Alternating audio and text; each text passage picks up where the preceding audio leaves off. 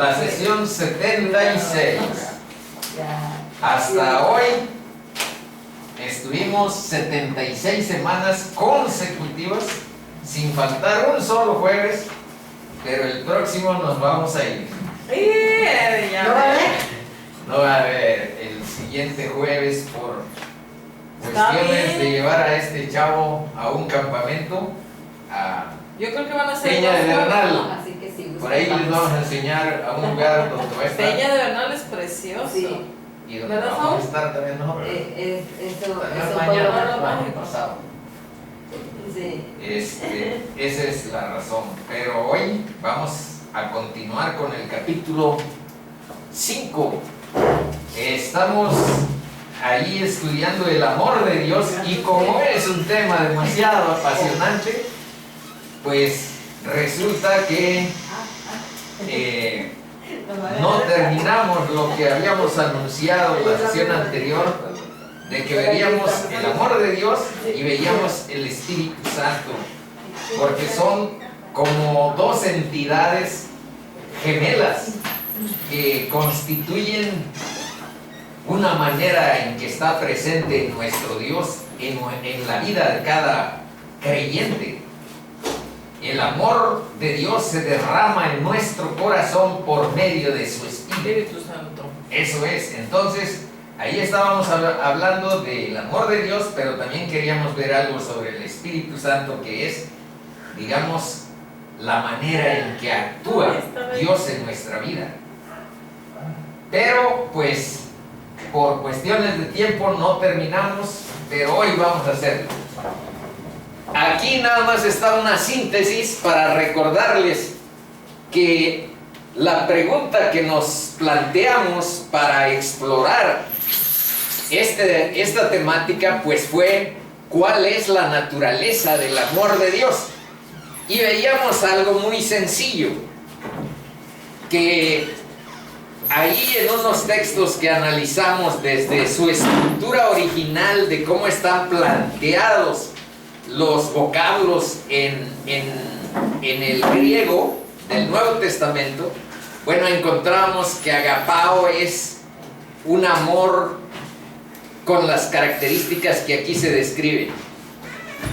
No es nada más a los que nos aman, es un amor sacrificial, es un amor de servicio, es un amor que nuestra mente racional no alcanza a calibrar, porque nosotros entendemos la reciprocidad. La reciprocidad es: si mi esposa me ama, yo la amo. Si mi esposa no me ama, pues ahí vamos a ir teniendo que negociar las cuestiones, porque nuestra racionalidad nos dice eso. Y ese es el amor humano. Pero el amor divino es un amor sacrificial y es un amor servicial por encima de situaciones como las que acabo de mencionar, convencionalismos, formas que nos parecen muy lógicas porque son humanas, pero cuando vas a la Biblia encuentras que tiene una naturaleza diferente. ¿Por qué nos amó Dios? Porque éramos muy buenos, porque teníamos una chispa, o porque sí pecábamos y teníamos algo oscuro en nuestra vida, éramos desobedientes, transgresores y éramos de alguna manera concupiscentes. Pero algo debió de haber en el fondo de nuestro corazón. ¿Cuál el fondo de nuestro corazón? El fondo de nuestro corazón era oscuro, el mío. Y entonces es un amor que no se entiende desde la perspectiva humana. Sencillamente Dios nos ama. Somos sus criaturas, somos la culminación de su creación. Y la culminación de su creación nos tiene ciertas diferencias, pero no sabemos por qué. Para evitar que nos fuéramos al infierno, porque todos estamos condenados después de Adán, aquí vamos a ver eso, nos mandó una tabla de salvación, nos mandó un recurso de salvación fortuito: la justicia de Cristo en la cruz. Entonces, uno de los grandes misterios o problemas que aquí queremos enseñar es el que responde a la pregunta: ¿y sabes tú qué es lo que Dios preparó y realizó para evitar que los pecadores se fueran al infierno? Y la respuesta es Cristo. Eso es lo que Dios dispuso, preparó y realizó para que los pecadores que vivimos en la tierra, sin gobierno, sin seguir la palabra, actuando por nuestro ronco pecho y guiados por los valores del mundo y lo que ahí predomina y es hegemónico, pero que es un sistema anticristo. Hoy les puse al final unas cuantas citas del Apocalipsis para que vean que todo esto que nos rodea está anticipado. Hagan de cuenta que vamos a ver un periódico del año no sé qué, pero está a futuro proyectado cómo va a terminar esto. Y nosotros, los cristianos, somos los ganadores. Por ahí al final van a ver que el sistema anticristo dice: se le dio autoridad sobre toda tribu, pueblo, lengua y nación. ¿A Cristo? No, aquí estamos hablando de la bestia. Y la bestia tiene como motor, pues, Satanás. Y dice: y la adoraron todos los moradores de la tierra cuyos nombres no estaban escritos en el libro de la vida del Cordero. Todos adoraron a este ídolo, a esta bestia.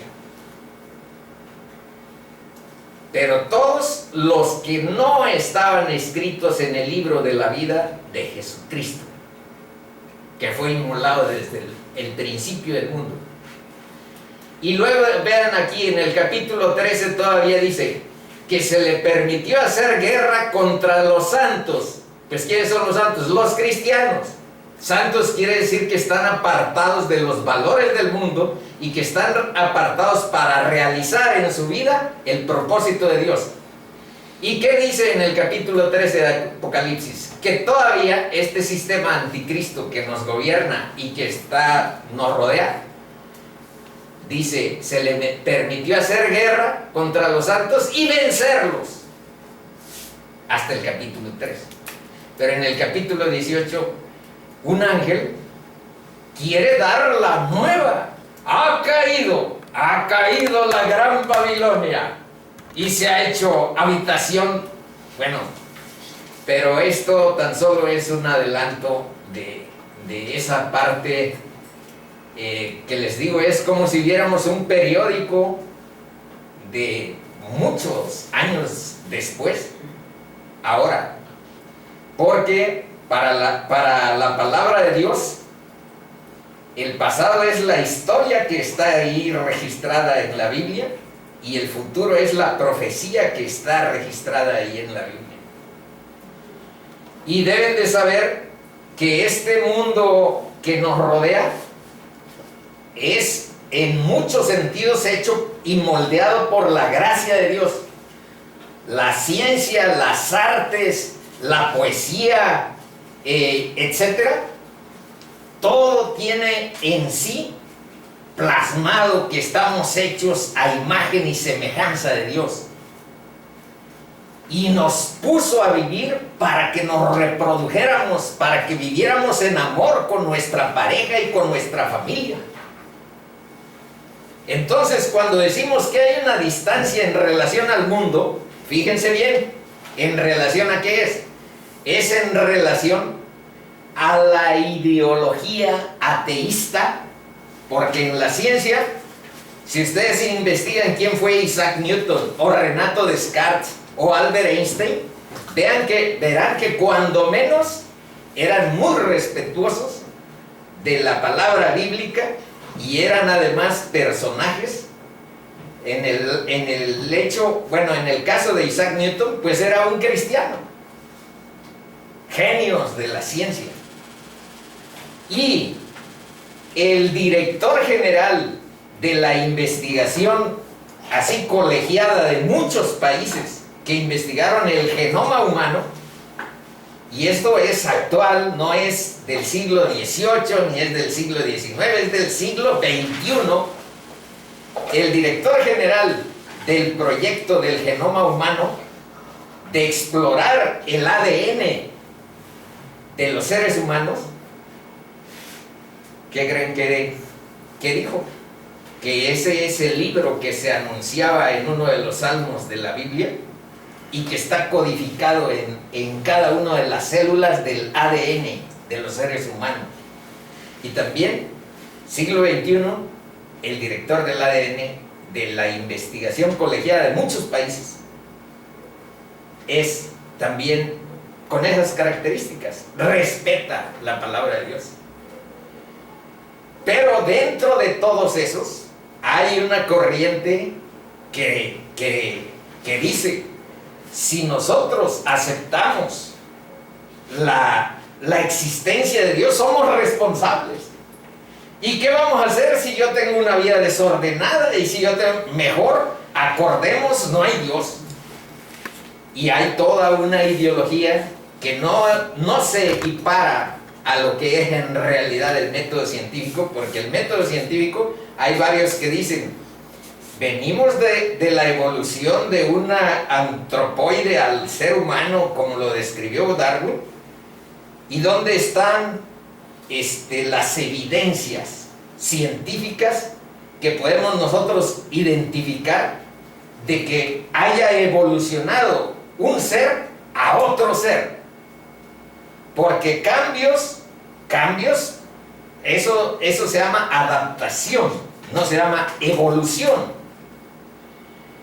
Bueno, y más adelante van a ver por qué tiene algo de relación esto que estamos platicando. Primero vamos a centrarnos en estos textos. Que Dios, como tú, que perdona la maldad y olvida el pecado del remanente de su heredad, no retuvo para siempre su enojo, porque se deleita en misericordia. Vean lo que dice la Biblia de Dios. ¿Y dónde está el fundamento, el sustento del amor?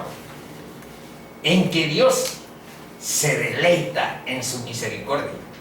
Y ahora vean este Salmo 103. Yo cuando recién mi corazón había cambiado, el Salmo 103 hasta le busqué música. Un día aquí puedo cantar unos versitos ahí que yo les busqué adaptar unos tonos musicales, porque me urgía comunicarle algo a Dios sobre lo que había hecho en mi vida. Me urgía y busqué eso. Y desde entonces no ha habido ningún día que no lea su palabra. Desde hace 5 años. Ni uno. Porque ahí está un alimento importante que te soporta. Y hay una guía. Y hay algo que consuela. Y hay algo que da gozo. Y hay algo que da alegría.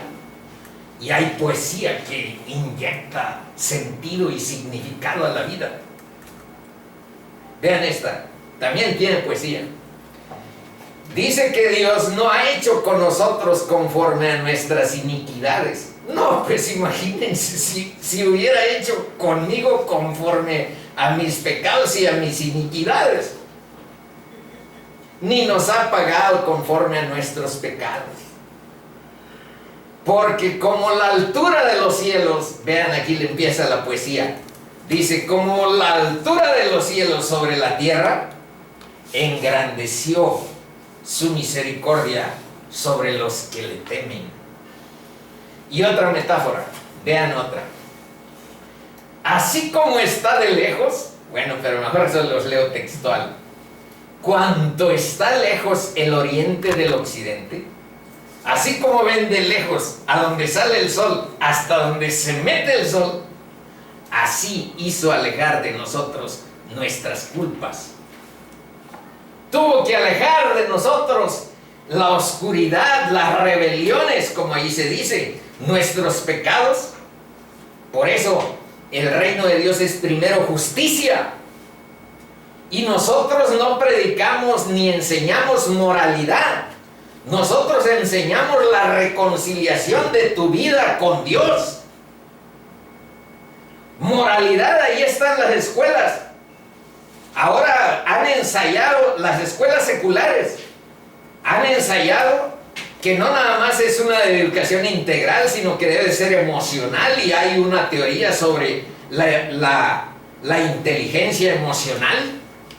Otros hablan del carácter, hay que educar el carácter, y los resultados ahí están. Se generan gigantes intelectuales, pero con pies de arena, porque no saben resolver problemas ni siquiera con su esposa. Bueno, pueden tener un grado académico X, doctor, maestría, pero ahí adentro de su hogar no está resuelto cosas simples y sencillas. Entonces esa es la educación de la que aquí podemos dar cuenta. En realidad lo que hace falta es esto, reconciliarnos y vivir en la misericordia y en el amor de Dios. Esa es la función de un estudio.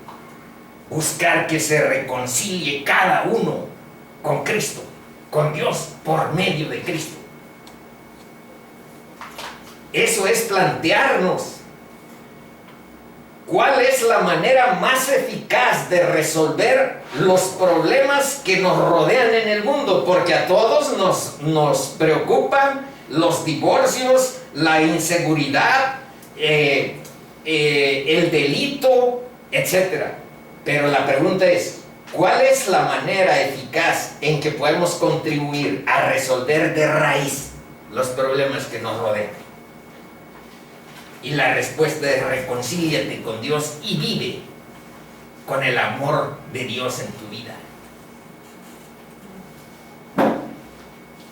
Otra es la historia de educar tus emociones y tu moralidad y estarte diciendo lo que es bueno. Bueno, aquí lo que es bueno es lo que define la palabra de Dios, no lo que alguno de nosotros quisiera imponer por algún criterio iluminado. Ahí está clara la palabra. Vayan a la Biblia y no hay pierde. En todo lo que aquí hagamos, vayan y cotejen. Por ejemplo, uno de las citas que están aquí, más adelante vamos a ver que está errática, pero les diremos cuál es. Cuanto está lejos el oriente del occidente, así hizo alejar de nosotros nuestras culpas, nuestras rebeliones, nuestros pecados. Primero los aleja para reconciliarnos, primero nos lava en la sangre del Cordero. Es feo decirlo, pero esa es la realidad espiritual. Solamente la sangre de Cristo puede limpiar nuestros corazones. Como el Padre, vean otra. Esta es de consuelo, de ternura. Como el Padre se compadece de los hijos, se compadece Dios de los que le temen. ¿Por qué? Porque Él conoce nuestra condición. Él nos hizo. No nos hicimos nosotros a nosotros mismos. Yo tuve que frenar un poco a alguien a quien respeto y a quien amo mucho, que nos estaba diciendo: quiero que cuando me muera A y B y C. Y le tuve que decir: cálmate, guía tu razonamiento y tu perspectiva bíblicamente y acércate a lo que Dios dice en su palabra, porque no te hiciste tú a ti mismo, y nadie de ustedes se hizo a sí mismo. Dios nos dio su gracia y la vida, el milagro de la vida, para que nosotros lo disfrutáramos y para que viviéramos en comunión con Él. Ese es el sentido de la Biblia, porque Él conoce nuestra condición. Él nos hizo. Se acuerda de que somos polvo. Aquí una vez vimos un esquema donde está espíritu, alma y cuerpo. Y aquí este verso nos recuerda que fundamentalmente somos cuerpo y hálito de vida. De acuerdo de que somos polvo, nos hizo, y un aliento de su ser nos plasmó cierta imagen, cierta semejanza con Él, y nos hizo seres espirituales y morales. Cuando guerreamos un poco en relación a los perros y los gatos,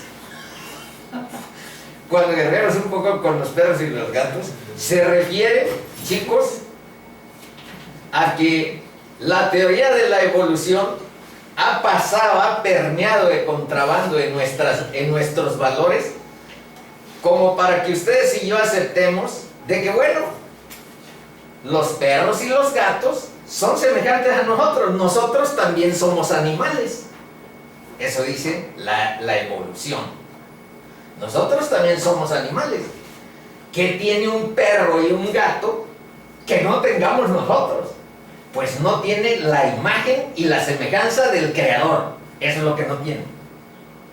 Y animal quiere decir que no tiene ánima, no tiene alma. Eso quiere decir animal. Ahora, en ningún sentido un cristiano es maltratador de animales, ¿eh? En ningún sentido. Si leen la palabra verán que en Deuteronomio ni siquiera a los bueyes que utilizaban en las yuntas para arar los maltrataban. Hay ahí prohibiciones de que vayas a maltratar a un buey y que lo vayas a dejar sin comer bien. Déjalo hasta sin bozal. Dice que lo utilices sin bozal. Entonces, al revés, si buscas ahí, vas a encontrar protección, cariño por toda la creación. No somos maltratadores. Lo que pasa es que tratamos de ver que esos son otra especie. Nosotros somos una especie especial. Y hay que vernos así. Y luego, Salmo 103 dice: mas la misericordia de Dios es desde la eternidad hasta la eternidad sobre los que le temen. Bueno, este es para recordarle unas características del amor de Dios. Es que es eterno. Y su justicia. Siempre está esta nota. Yo, cuando recién Dios me había transformado mi corazón, leía la palabra justicia y me daba pavor, terror, porque siempre pensé en la justicia al estilo humano. No, pues si me haces justicia, Señor, ya estuvo que te salgo debiendo. Que te salgo debiendo. He sido un pecador oscuro, he sido un abominable ser. Si me aplicas tu justicia no tengo esperanza. Pero cuando entiendes que se trata de una justicia imputada, quiere decir la justicia de Cristo, pasa como a verla a Dios en ti cuando crees en su obra y cuando renuncias, cuando te arrepientes a tu camino de oscuridad. Y si esa es tu justicia, Señor, gracias. Gracias, Señor, porque me ves en la justicia de Cristo. Dejo mi vida oscura y pecaminosa, que lo seguiré, porque Él es mi Salvador. Y esa es la justicia sobre los hijos de los hijos. Bueno, ahora vean qué bonito aquí. Una de las conclusiones sobre el amor es: manito, preparad camino a Dios. ¿Y para qué ese camino a Dios? Pues es el camino de Dios a tu corazón. Y ese mismo camino que tú dispongas a Dios para que entre en tu corazón por medio de su Espíritu, es el mismo camino de ida y vuelta que te une a la vid verdadera, te une a Cristo. Ahora vean lo que dice Isaías en estos versos, que aquí los vamos a ver como interpretados. Voz que clama en el desierto, preparad camino a Yahvé, enderezad calzada en la soledad a nuestro Dios. ¿Qué quiere decir esto de en la soledad a nuestro Dios? Quiere decir en la exclusiva. Exclusivo. Nuestra relación, nuestro vínculo con el Creador.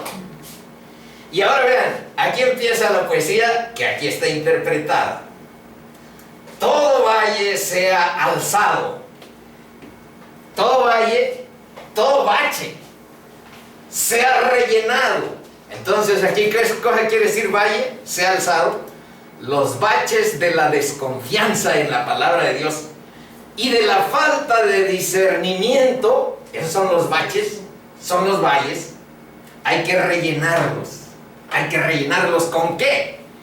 Con la palabra. Y luego dice,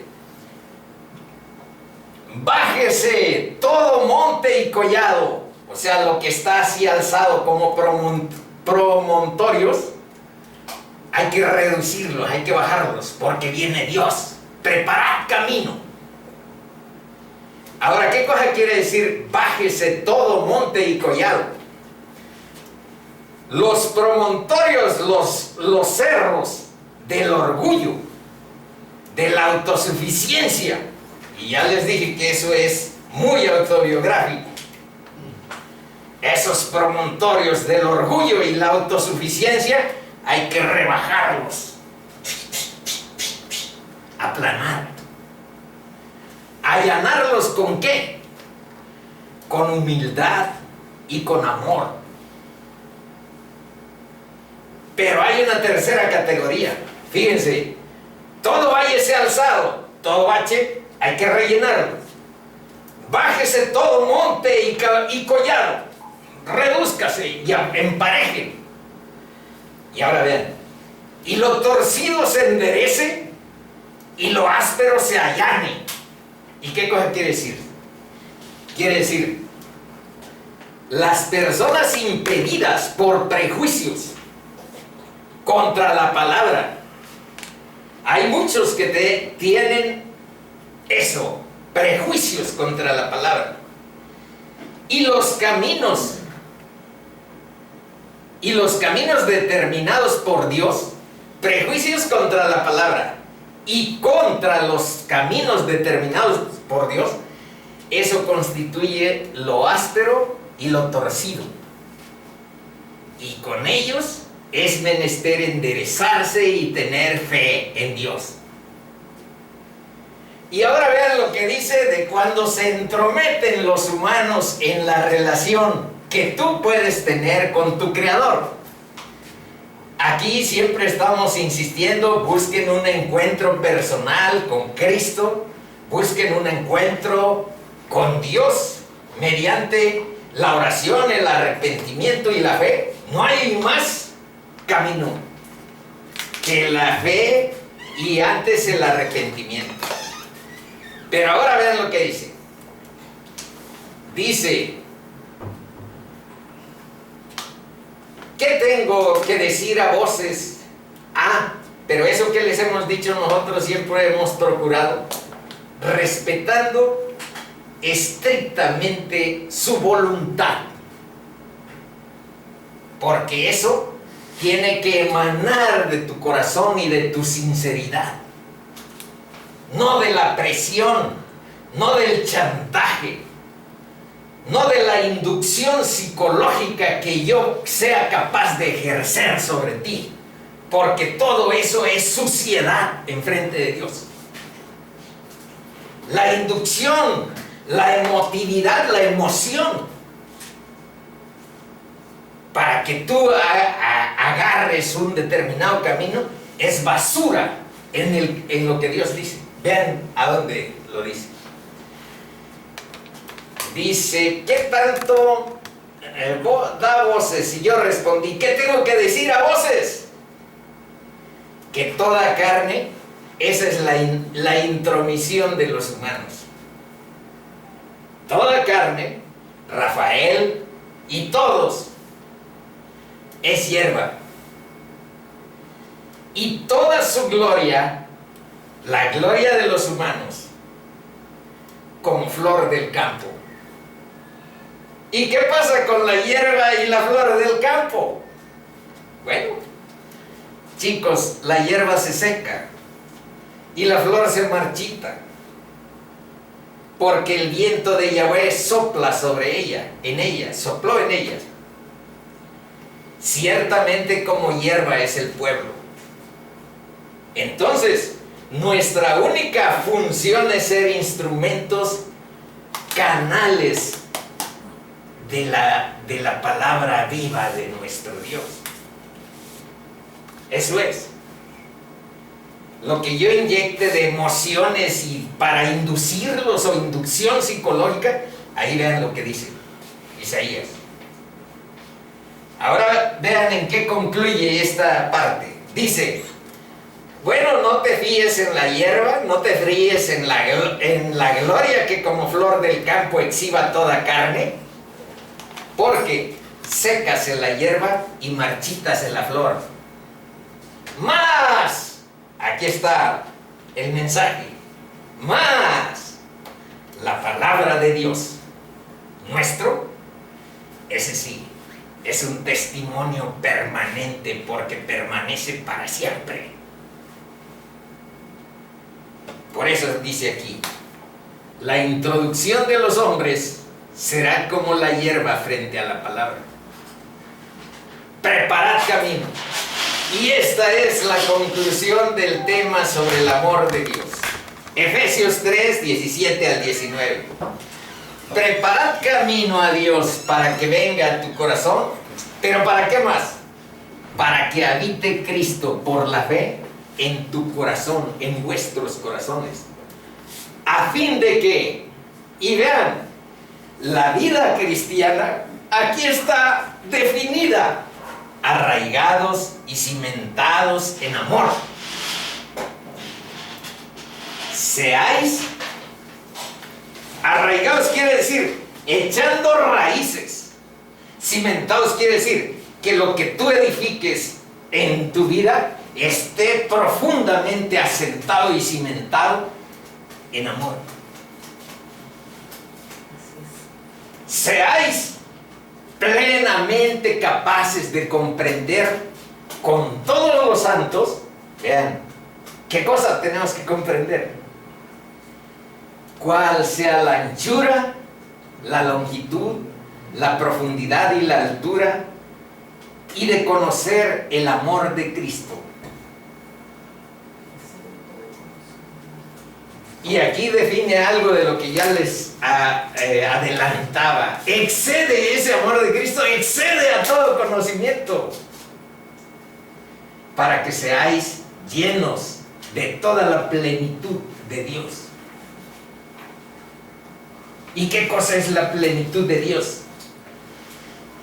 Los frutos del Espíritu: paz, paciencia, benignidad, bondad, gozo, mansedumbre. Eso. Bueno, esa es la parte de cierre del tema del amor de Dios. Pero aquí está el que no pudimos revisar el jueves anterior. ¿Quién es el Espíritu Santo? Porque el amor de Dios, dice, se derrama en nuestros corazones por medio de su Espíritu. Ahora vamos a analizar algo acerca de esta persona, sobre la cual hay muchas desviaciones doctrinales acerca de su naturaleza. Una de las razones por las que Noemí y yo nos salimos de una congregación a la que fuimos fue porque descubrimos que en sus Biblias está con minúscula Espíritu Santo. Y les dije, no, Espíritu Santo es la fuerza que a mí me guió para entender algo de lo que está sucediendo en mi vida, y es lo que me rescató del hoyo, porque es Dios. Vean si no.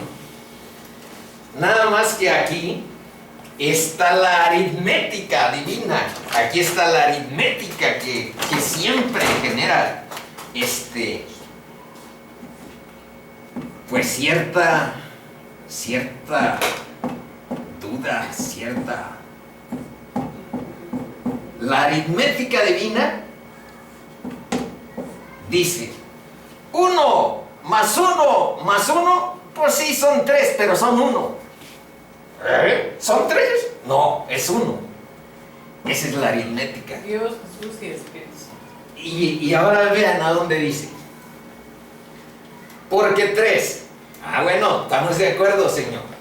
Porque 3 son los que dan testimonio en el cielo. Número 1, el Padre. Número 2, el Verbo de Dios, Cristo Jesús, el Hijo. Y número 3, el Espíritu Santo. Hasta ahí todos estamos de acuerdo. Y estos son 3, y estos 3 son 1. Y en esas cosas, a donde aparecen, porque si a mí me preguntan, a ver, explícanos, ¿cómo son 1? Pues iba a empezar a cantinflear y a decirles razones como alguna que yo aquí he parafraseado, donde dicen, no, es que así como el agua hay estado sólido, hay estado líquido y hay estado gaseoso, así Dios es estado gaseoso. En realidad me da risa. Porque, ¿y quién es el estado sólido? No, pues el Padre. No, hay que ser serios. Esas explicaciones solamente las tiene bien Dios. Yo no las sé explicar cómo son 1. Pero así dice la palabra. Que el Padre, el Verbo y el Espíritu Santo son 3 y son 1. Y a eso, como esa aritmética no va de acuerdo con la lógica humana, ahí se inventan doctrinas que falsean, que se vuelvan heréticas, que quiere decir herejes, porque no aceptan así como está. Nosotros seremos más respetuosos, más humildes, aceptar que hay cosas que Dios nos revela con toda claridad y hay otras que Dios deja para su propio fuero. Algún día se revelará todo eso, pero por ahora no. Son 3 y a la vez son 1. Ahora aquí, este es 1, pero aquí van a haber otros un poco complicadones, no pierdan de vista. Pero cuando venga, esto lo anunció Cristo, cuando venga el Paracletos, así está en el original, el Consolador, a quien yo os enviaré del Padre. Hasta aquí vean de dónde viene el Consolador, que es el Espíritu Santo, el Espíritu de verdad, dice más adelante. Dice, el cual procede del Padre. Hasta ahí, tome nota de esa noción. Y dice que Él es el Espíritu de verdad y Él dará testimonio acerca de Cristo. Su función en la tierra es llevarte ante Cristo. Iluminar tu vida para que entiendas la naturaleza de Jesús. Esa es la función del Espíritu de verdad. Ahora, vean más abajo otras nociones que cambian. Aquí dice que procede del Padre, pero más abajo van a ver que procede del Hijo. Dice, y yo rogaré al Padre y os dará otro Paracletos. Paracletos quiere decir que está como adherido a ti, que te ayuda, que te consuela, que te fortalece y que te guía. Es bonito explorar los significados, la semántica del griego. Les estoy hablando de la palabra paracleto, que es equivalente a lo que se traduce como consolador. Dice, y os dará otro consolador para que esté con vosotros para siempre. Así es que esa guía, ese consuelo, nos lo ha dejado para que vivamos eternamente en esa función. El Espíritu de verdad, pero aquí hay unas características. Dice, el cual el mundo no puede recibir, porque no le ve, ni le conoce. Pero vosotros, por medio de la palabra, por medio de la oración, por medio de tu unidad con Cristo, le conocéis y le conoceréis los que todavía no han hecho ese proceso de unificar su vida a Cristo. Porque mora con vosotros, y aquí dice una característica que desde atrás estamos viendo, estará en vosotros, estará dentro de vosotros. Esto es lo que descifró mi mamá cuando esta chica le puso en un mensaje así medio enroscado, que ya estaba listo el pozole y su perro en. Entonces mi mamá dice, en quiere decir dentro, pero es otro cuento. Entonces sacó la conclusión de que el perro pozole con el perro. y la que descifró la lingüística de un mensaje de Facebook fue mi mamá. Decía, si dice en, quiere decir dentro.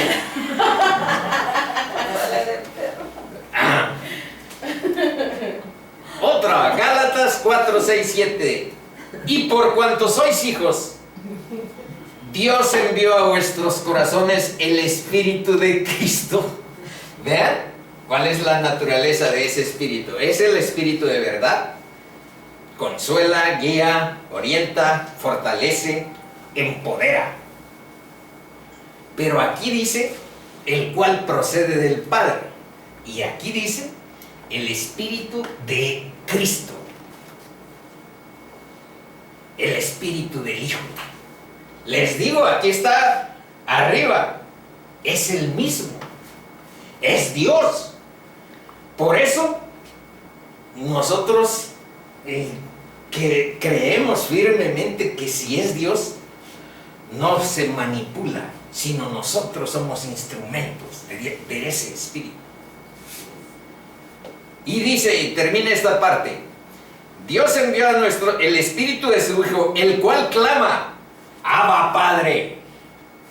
Así que ya no eres esclavo, sino hijo. Y si hijo, también heredero de Dios por medio de Cristo. Pero yo os digo la verdad. Eso lo dijo Jesús. Vean, lo dijo Jesús en el capítulo 16 de Juan, versículo 7. Imagínense que les esté diciendo a los apóstoles, chicos, os conviene que yo me vaya. ¿Cómo? Si nosotros estamos esperando hasta que nos ubiques en puestos de poder, porque tú eres el Mesías, tú eres el Rey de reyes, Señor de señores.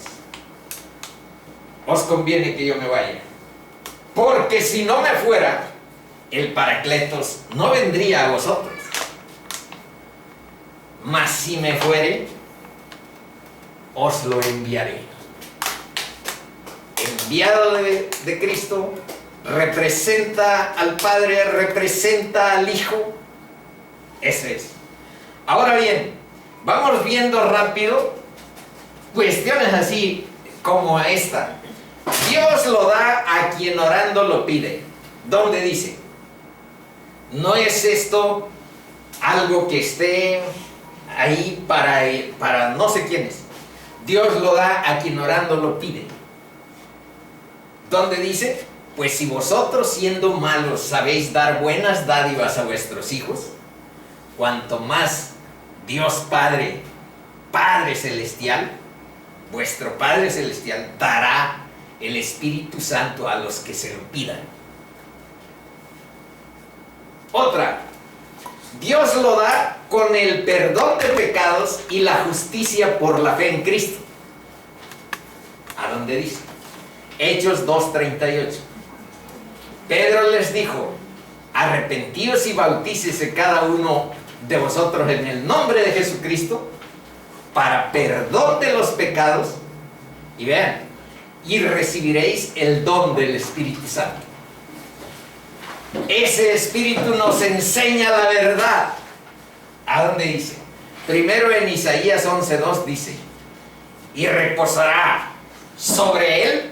Nada más que de plano aquí se refiere a Cristo, al Mesías.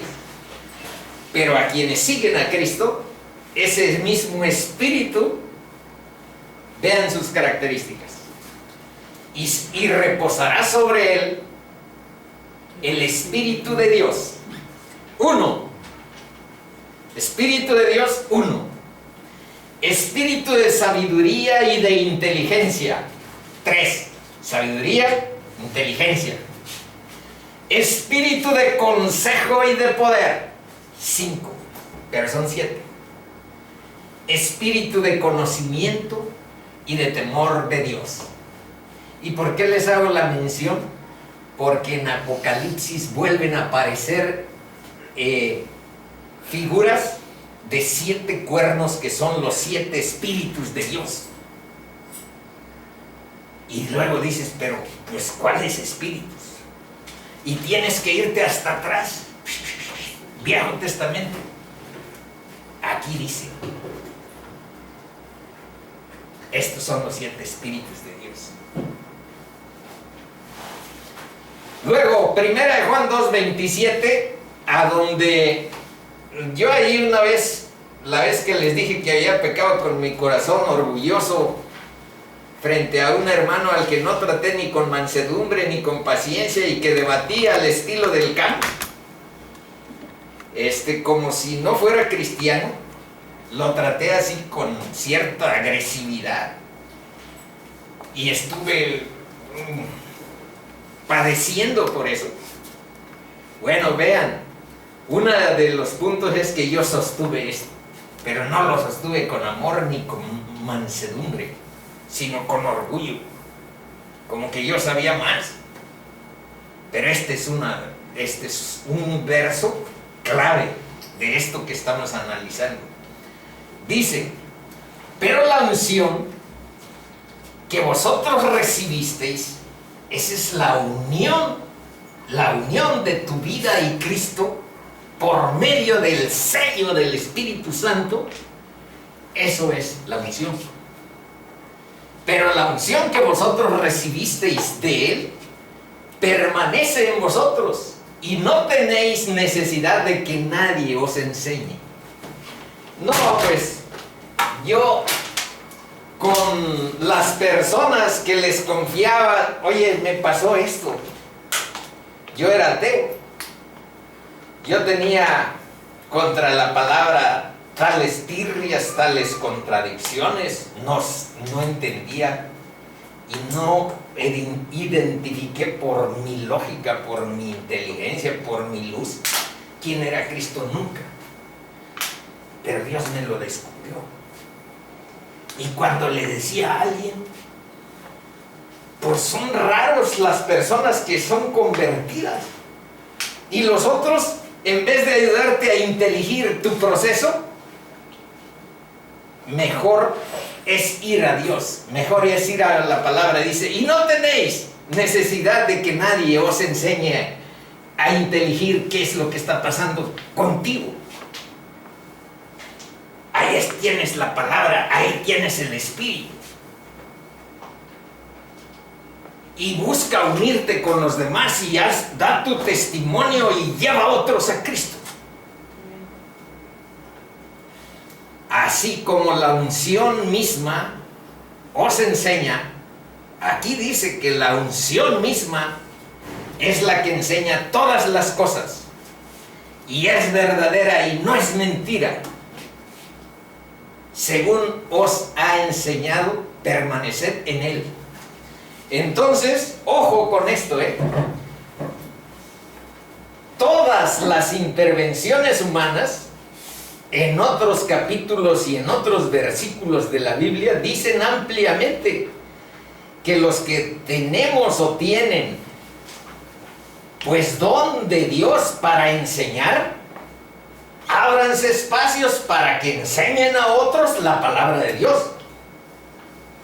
Pastorear, y todos tienen su función, pero fíjense bien en esto: la intervención humana, si está disgregada de la palabra de Dios, es chafa. O sea, yo puedo decirles, yo soy un profe, aquí tengo mis títulos, soy profe bíblico, aquí tengo mis títulos. Sí, pero si te desvías de lo que la palabra dice, de lo que el Espíritu guía, entonces toda esa intervención humana está fuera. Y es lo mismo que vimos en Isaías. Viejo y Nuevo Testamento es coherente, es congruente, es unidad. La Biblia se hizo en 1600 años, pero tú puedes ver que es el mismo Espíritu de Dios, es un solo autor que utilizó a muchos profetas, a apóstoles y a otros, pero esencialmente profetas y apóstoles, no